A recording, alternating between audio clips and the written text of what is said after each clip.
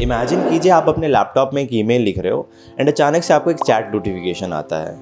आप वो message check करते हो एंड मैसेज चेक करते हुए आपके फ़ोन में एक वाइब्रेशन होता है एंड आप अपने फ़ोन चेक करने लग जाते हो एंड देखते ही देखते आप यूट्यूब खोलते हो और वहाँ पे आप शॉर्ट्स में बिजी हो जाते हो। इन सब के बीच आप वो ईमेल लिखना भूल जाते हो जो आप इनिशियली स्टार्ट करा था। Hey everybody, Sudhanshu this side and in this video we are going to talk about how you can eliminate distraction and focus more on your work.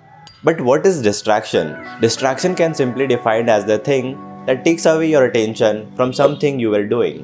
Imagine कीजिए आप YouTube में कोई नॉलेजेबल वीडियो देख रहे हो and suddenly आपका ध्यान एक शॉर्ट्स पे जाता है जो आपको एक्साइटिंग एंड इंटरेस्टिंग लगता है एंड आप उस पर्टिकुलर शॉर्ट्स पे क्लिक करते हो एंड आप स्क्रॉल करते हो। फिर एक नई वीडियो आती है एंड आप फिर स्क्रॉल करते हो। फिर कुछ देर बाद आपको याद आता है आपने वो वीडियो देखी ही नहीं जिसके लिए आप YouTube ओपन किया था। आप अपने प्री डिसाइडेड वर्क से डिस्ट्रैक्ट हो चुके हो। सो डिस्ट्रैक्शन वो सारी चीज़ है जो हमारे प्रेजेंट काम से हमें भटका कर अननेसेसरी टास्क में इंडल्ज कर देता है और हम वो अननेसेसरी टास्क करने में अपना टाइम वेस्ट कर देते हैं। वैसे हमारे डिस्ट्रैक्ट होने के पीछे दो ट्रिगर पॉइंट्स होते हैं, पहला एक्सटर्नल एंड दूसरा इंटरनल।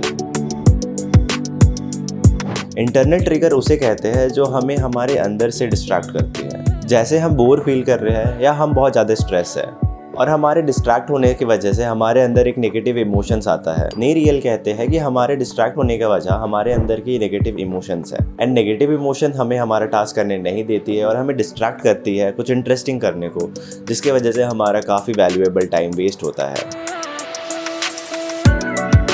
एक्सटर्नल ट्रिगर्स उनको कहा जाता है जो हमारे आसपास हमारे इन्वायरमेंट से हमें रिसीव होता है। जैसे कि एग्जांपल में हम लोग कुछ कर रहे हो और हमारे पास एक नोटिफिकेशन आता है, उसे हम लोग एज एक्सटर्नल ट्रिगर कह सकते हैं, जिसकी वजह से हम लोग डिस्ट्रैक्ट हो जाते हैं एंड बहुत सारी ऐसी चीज़ें करने लगते हैं जो हमें नहीं करनी चाहिए। सो मेन प्रॉब्लम उस टाइम होता है जब हमारा जो अटेंशन है वो दो हिस्से में स्प्लिट हो जाता है, जिसके वजह से हम कोई इंपॉर्टेंट टास्क बहुत अच्छे से परफॉर्म नहीं कर पाते हैं एंड हमारी प्रोडक्टिविटी इवेंचुअली गिर जाती है, जिसके कारण हमारा काम टाइम पे कंप्लीट नहीं हो पाता है। उसके बाद हम टेंशन में आ जाते हैं, जिसके वजह से हमारा मूड ख़राब हो जाता है एंड हम इरिटेट हो जाते हैं एंड इवेंचुअली हम एक्सक्यूज़ ढूंढने लग जाते हैं। तो चलिए समझते हैं कि आप डिस्ट्रैक्शन को कैसे रिड्यूस कर सकते हो और बहुत ज़्यादा अच्छे से फोकस कर सकते हो। So the first step is identify the root cause.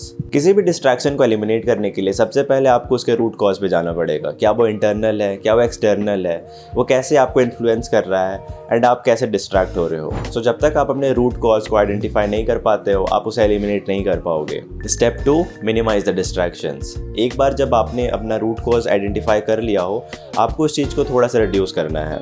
जैसे कि इमेजिन करते हैं कि आपके लिए आपका स्मार्टफोन की नोटिफिकेशन बहुत बड़ा डिस्ट्रैक्शन है, क्योंकि जब भी आपको नोटिफिकेशन रिसीव होता है आप अपने फ़ोन पे लग जाते हो एंड जिसके वजह से आप कोई दूसरे टास्क को इग्नोर कर देते हो। तो आप ऐसा कर सकते हो कि आप अपने फ़ोन को साइलेंट करके रख सकते हो या फिर आप स्पेसिफिक टाइम दे सकते हो कि जो भी नोटिफिकेशन है आपको उस स्पेसिफिक टाइम पर मिले एंड जो भी इंपॉर्टेंट टास्क है आप उसको आराम से कर सकते हो, क्योंकि स्मार्टफोन की नोटिफिकेशन को आप डिस्ट्रैक्ट होते हो and end of the day आप ज़्यादा प्रोडक्टिव रह पाते हो।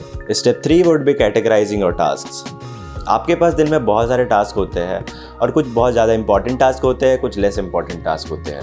सो अगर आप उन टास्क को अच्छे से कैटेगराइज कर लो तो आपको बहुत ज़्यादा हेल्पफुल होगा। आप अपने टास्क को इन 3 कैटेगरीज में डिवाइड कर सकते हो। पहला इंपॉर्टेंट, दूसरा नॉट सो इम्पॉर्टेंट एंड तीसरा नॉट इम्पॉर्टेंट एट ऑल। पहला कैटेगरी है इंपॉर्टेंट। इन कैटेगरी में आप उन टास्क को रखोगे जो करना आपके लिए बहुत ज़्यादा इंपॉर्टेंट है, जैसे कि कोई स्किल सीखना या फिर कोई प्रोजेक्ट कंप्लीट करना जिसके सबमिशन डेट बहुत ही क्लोज है। And second is not so important. इस कैटेगरी में आप उन टास्क को रखोगे जो इंपॉर्टेंट तो है बट अर्जेंट नहीं है, जैसे कि लॉन्ड्री करना या अपना कबर्ड ठीक करना। And third is not so important. इस कैटेगरी में आप उन सारी टास्क को रखोगे जिसको करना इंपॉर्टेंट नहीं है but end of the day आप करते हो, जैसे कि रील स्क्रॉल करना या फिर कुछ फालतू के नेटफ्लिक्स सीरीज़ देखना।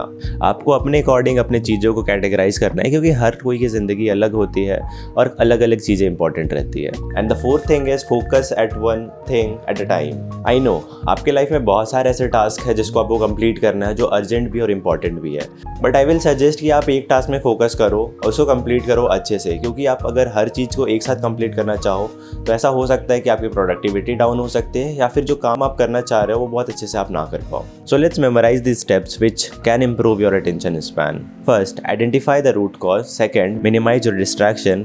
Third, categorize your task. And fourth, focus on one thing at a time. Last में मैं ये बोलना चाहूँगा कि एक दिन में चीज़ें ठीक नहीं होगी, वो परसिस्टेंट होना पड़ेगा एंड धीरे धीरे चीज़ें ठीक हो जाएगी। And thank you for watching.